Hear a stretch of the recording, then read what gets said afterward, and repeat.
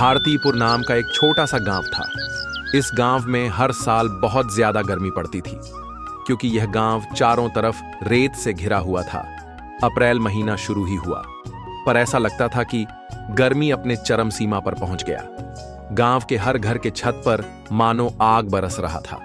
पेड़ों की शाखाएं गर्मी से सूखने लगी थीं। सूरज देवता डूबने का नाम ही नहीं ले रहे थे। यह गर्मी का मौसम अमीरों के लिए बहुत ही सुहाना था, पर गरीबों के लिए उन पर मुसीबत का पहाड़ टूटना जैसा था।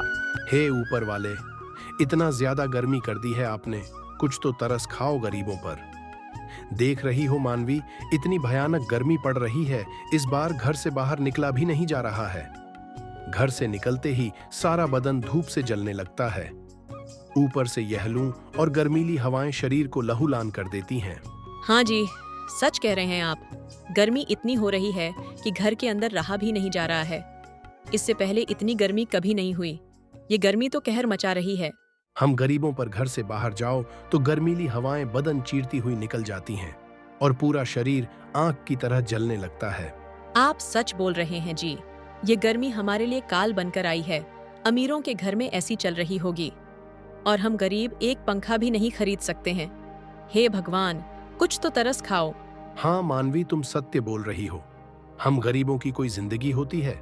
जो जैसा चाहता है वैसा हमें चलाता है और हम कुछ नहीं कर पाते हैं। हम गरीबों का कोई इज्जत नहीं है। अमीर तो हमें अपने पैरों की धूल समझते हैं। देखो मानवी, यह सूरज डूबने का नाम भी नहीं ले रहा है। अपराधों की तरह हम पर नजर रखे हुए हैं। हाँ, इस बार की गर्मी ने तो सबकी हालत खराब कर रही है।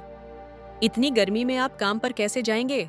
अब क्या कर सकता हूँ मानवी, काम तो करना ही होगा, चाहे कितनी भी गर्मी क्यों ना हो। सेठ लोगों को कुछ भी फर्क नहीं पड़ता, चाहे सर्दी हो या फिर गर्मी। उनको सिर्फ काम से मतलब है, उनका काम पूरा होना चाहिए। अच्छा, अब मैं चलता हूँ, देर हो गई तो मालिक गुस्सा करेंगे। अभी धूप नहीं निकला है, आप जल्दी से काम पर चले जाइए, नहीं तो धूप निकलने के बाद घर से बाहर भी नहीं निकला जाएगा। हिमांशु एक जूस वाले की दुकान पर जूस बनाने का काम किया करता है। उससे जो पैसे मिलते थे उसी से घर का गुजारा करता था। गांव का एक जगह जहां लोग बैठकर बातें किया करते थे, आज वो जगह बिल्कुल सूना और वीरान पड़ा था। गोपाल के पापा, आज घर में आटा बहुत कम बचा है, बस 4 रोटी ही बन पाई है, तो मैंने आपको दिन में खाने के लिए बांध दी है और 2 रोटी में से एक रोटी बच्चों को दे दूंगी। मेरा तो आज उपवास है। नहीं मानवी, वो 2 रोटी भी बच्चों को खिला दो, मैं तो जूस पीकर भी काम चला लूंगा। अब जूस पीकर कैसे सारा दिन काट लेंगे जी? वैसे भी दिन बहुत बड़ा होता है। तुम घबराओ मत मानवी, शाम को जब वापस घर आऊंगा तो राशन ले आऊंगा, तब रोटी बना लेना आराम से। मानवी को भी पता था एक गिलास जूस से सारा दिन नहीं कटेगा, पर गरीबी के कारण वह कुछ कर भी नहीं सकती थी। हिमांशु काम के लिए घर से बाहर निकालता है। बाहर बहुत तेज से धूप और गर्मीली हवाएं चल रही थीं। इस कड़ाके की गर्मी और गर्म लू के कारण हिमांशु का शरीर धूप से मानो जलने लगा था, पर वह मजबूर था, क्योंकि जब वह काम पर जाएगा तभी वह अपने परिवार का पेट पाल सकेगा।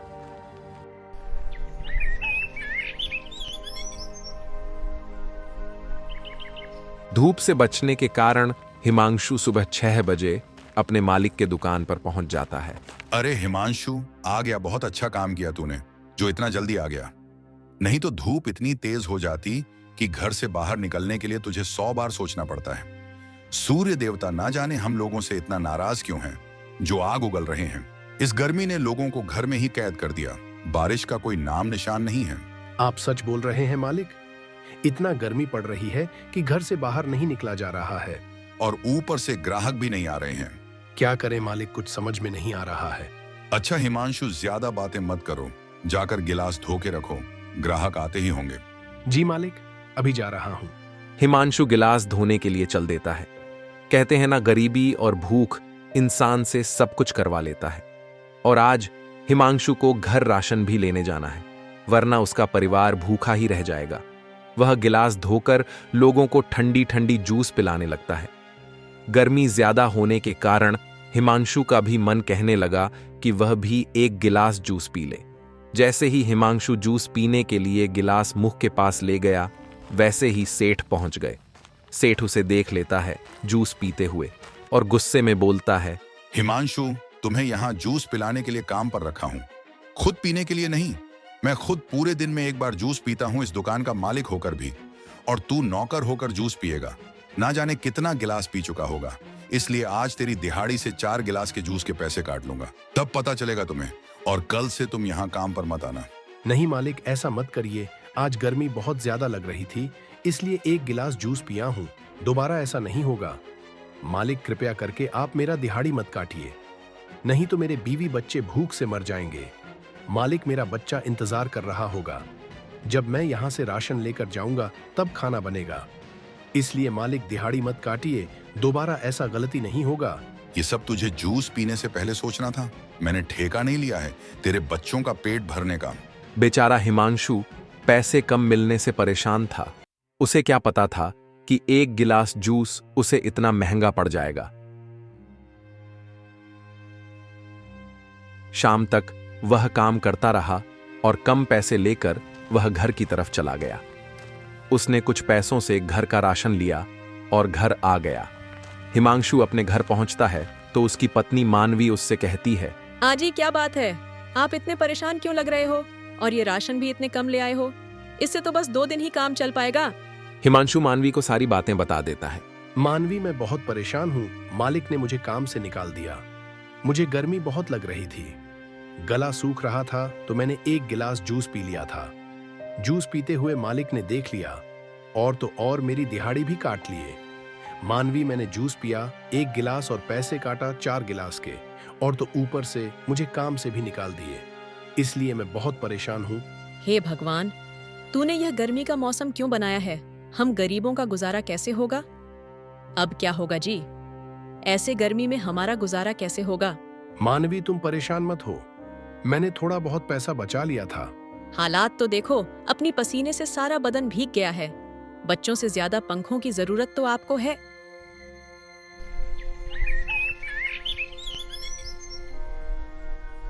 हिमांशु बाजार जाकर बच्चों के लिए एक सस्ता वाला पंखा खरीद कर ले आता है। मानवीय जब खाना बनाती है तो बच्चे उसके पास ही बैठे रहते हैं, लेकिन अब गर्मी इतनी तेज हो रही थी कि मानवी को आग सहन नहीं हो रही थी और तुरंत पंखे के पास पहुंच जाती है। तब जाकर जान में जान आती है। मानवी, मैं बाहर जाता हूँ, देखता हूँ शायद कोई काम मिल जाए। ऐसे घर पर तो खाली नहीं बैठ सकता। अगर घर पर रहूंगा तो हम लोग एक एक दाने के लिए मोहताज हो जाएंगे। ठीक है जी, मगर ध्यान से जाना और शाम को समय से घर आ जाना। गर्मी अपनी चरम सीमा पर पहुंच गई है। अगर ऐसे ही रहा तो चारों तरफ अकाल पड़ जाएगा। लोग बीमार पड़ जाएंगे, भुखमरी फैल जाएगी, चारों तरफ सूखा ही सूखा फैल जाएगा, हरियाली जमीन बंजर बन जाएगी, सबका कारोबार ठप पड़ जाएगा। हिमांशु घर से बाहर निकल जाता है।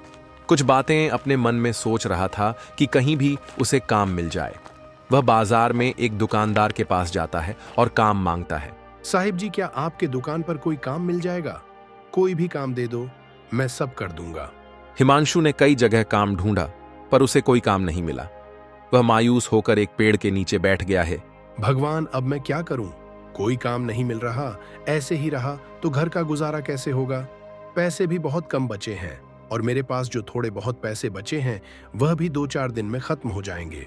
हिमांशु यह सब सोच ही रहा था कि तभी एक साधु बाबा उसके पास आते हैं। बेटा, क्या तुम मेरा थोड़ा सा मदद कर दोगे? मेरा यह लकड़ियां मेरी झोपड़ी तक पहुंचा दो बेटा।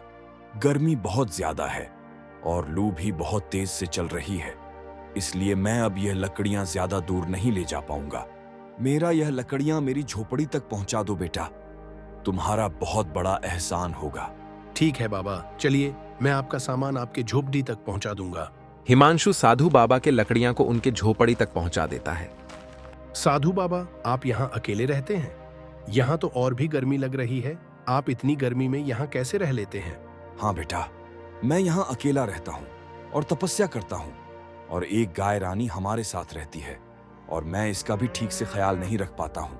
अच्छा बाबा, अब आप आराम करिए और मुझे इजाजत दीजिए। मेरी बीवी बच्चे घर पर इंतजार कर रहे होंगे। इतना कहकर साधु बाबा से हिमांशु अपने घर की तरफ चल देता है। तभी साधु महाराज आवाज देते हैं। रुको बेटा, मेरी गाय रानी को भी अपने साथ ले जाओ।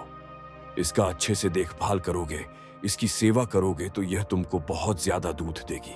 मैं इसका ध्यान गर्मी के कारण रख नहीं पाता हूं। इसे तुम ले जाओ, अब मना मत करना। बेटा, एक साधु का आशीर्वाद समझकर मेरी गाय रानी को अपने साथ ले जाओ। अरे महाराज जी, अब आप इतना बोल ही रहे हैं तो मैं इस गाय माता को अपने साथ ले जा रहा हूँ और इसकी खूब सेवा पानी करूंगा। हिमांशु गाय को लेकर घर की तरफ चल देता है। अरे जी, ये गाय कहाँ से लेकर आए हो? मानवी, अब से यह गाय माता हमारी है और इनकी सेवा की जिम्मेदारी भी हमारी ही है। मानवी, बहुत ज्यादा गर्मी है, इतनी दूर से गाय माता को लेकर आया हूँ। इन्हें पानी लाकर पिला दो। मैं खेत से जाकर चारा काट कर लेकर आता हूँ, लेकिन पानी जरूर पिला देना। हिमांशु गाय के लिए चारा लाने खेत की ओर जाता है और चारा लेकर आता है और गाय को खिला देता है। शाम होती है। देखो मानवी, चारा खाने के बाद गाय माता कितनी दूध दे रही है। यह तो सच में कमाल की गाय है। इतना सारा दूध हम लोग तो पी ही नहीं पाएंगे। पहले मैं कुछ दूध की चाय बना देती हूँ, फिर पूरा परिवार आज रात को दूध पीकर लेट जाएंगे, क्योंकि घर में ज्यादा राशन नहीं बचा है। फिर उसी दिन हिमांशु का पूरा परिवार दूध पीकर लेट जाते हैं और आराम से सो जाते हैं।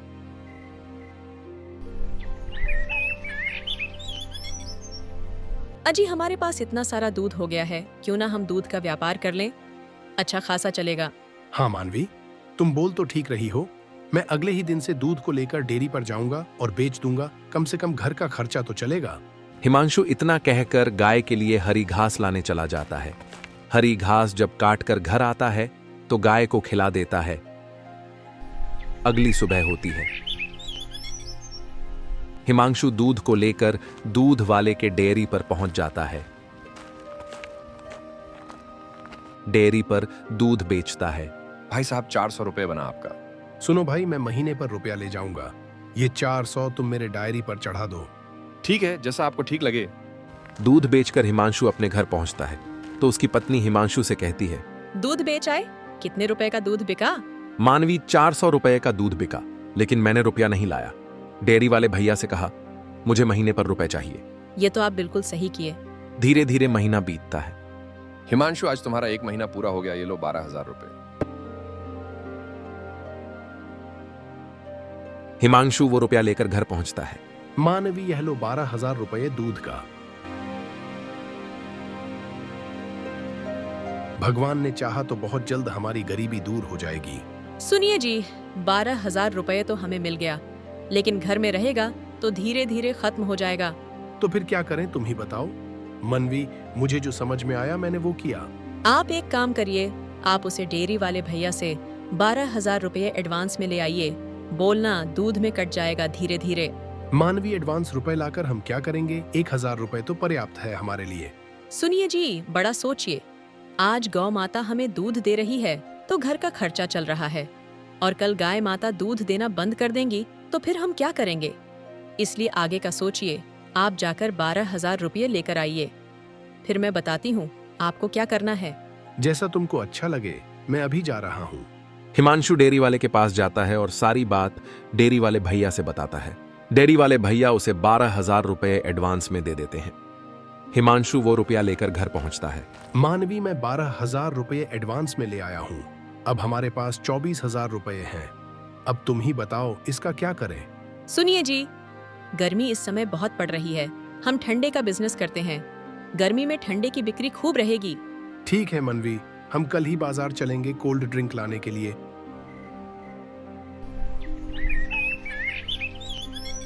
दोनों बाजार जाते हैं, कोल्ड ड्रिंक खरीद कर लेकर आते हैं और अपने गांव के चौराहे पर दुकान लगाते हैं। गर्मी अधिक होने के कारण कोल्ड ड्रिंक की बिक्री बड़ी जोरों शोरों से होती है। रात को दुकान बंद करके जब दोनों घर पहुंचते हैं। मानवी, आज तो बड़ी जोरों से बिक्री हुई है। ऐसे ही रहा तो हम बहुत जल्द बड़े आदमी बन जाएंगे। अगर गौ माता ना होती तो हम यह कभी नहीं कर पाते। आप सच बोल रहे हैं जी। ये गाय सच में हमारी माता है। धीरे धीरे समय बीतता है। हिमांशु अब बहुत बड़ा ठंडे का व्यापारी बन जाता है। देखते ही देखते गाड़ी, मोटर, महल सब हो जाता है हिमांशु के पास। हिमांशु पहले जैसा नहीं रहा, अब वह बहुत बड़ा आदमी बन चुका था, लेकिन उस गाय को कभी नहीं बेचता है। मानवी, अब हम ऊंचाई की उस शिखर पर पहुंच गए हैं कि जहां लोग आने के लिए तरसते हैं। आज मेरा पूरे राज्य में मुकाबला करने वाला कोई नहीं है। यह सब उस बाबा की मेहरबानी है जो हम गरीब के ऊपर इतना बड़ा एहसान किए हैं। अगर वह हमें अपनी गाय नहीं देते तो शायद आज मैं इतनी ऊंचाई पर नहीं होता। और यह सब होने के बाद हिमांशु वो जूस का दुकान भी खरीद लिया जहां से एक दिन उसे निकाल दिया गया था। और इसके बाद हिमांशु उसकी बीबी और बच्चों के साथ खुशी खुशी रहने लगा।